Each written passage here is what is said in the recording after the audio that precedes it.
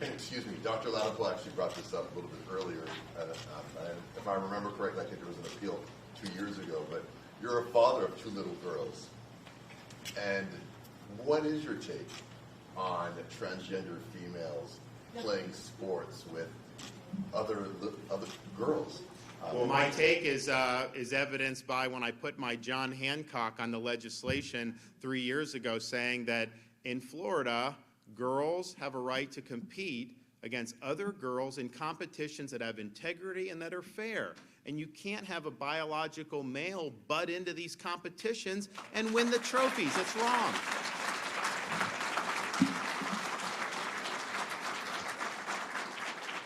And so I think that that's important. I think what we did is right.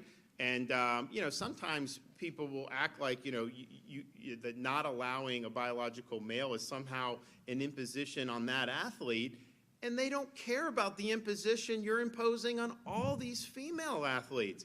I mean, you think about the training and everything that goes into that, and we did, when you had I think it was the 500-yard freestyle, where you had the swimmer from Pennsylvania, who had been a men's swimmer, I think, for 3 years, then flipped to the women's team, and then won, quote unquote, that. The second place finisher was actually a swimmer from Sarasota. I think she was at University of Virginia or one of the schools up there.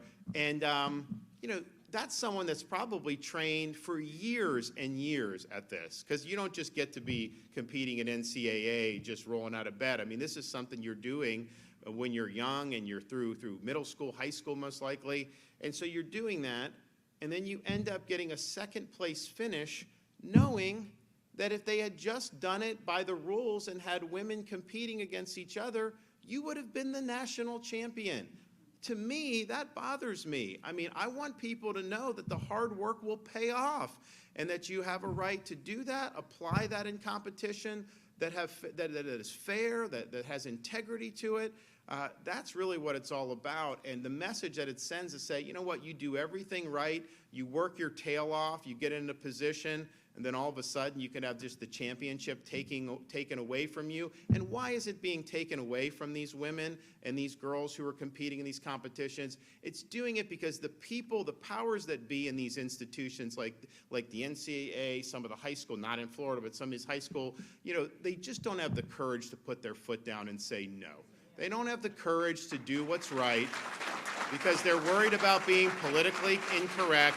Yes, they will get attacked by different groups, of course, probably a lot of media organizations, but that is not what leadership is all about. Leadership's about doing what's right, and I think what we did that very early on when this was starting, and we actually had a runner from Connecticut who was in the high school and lost. I think there were 2 biological males that won first and second place in those sprints.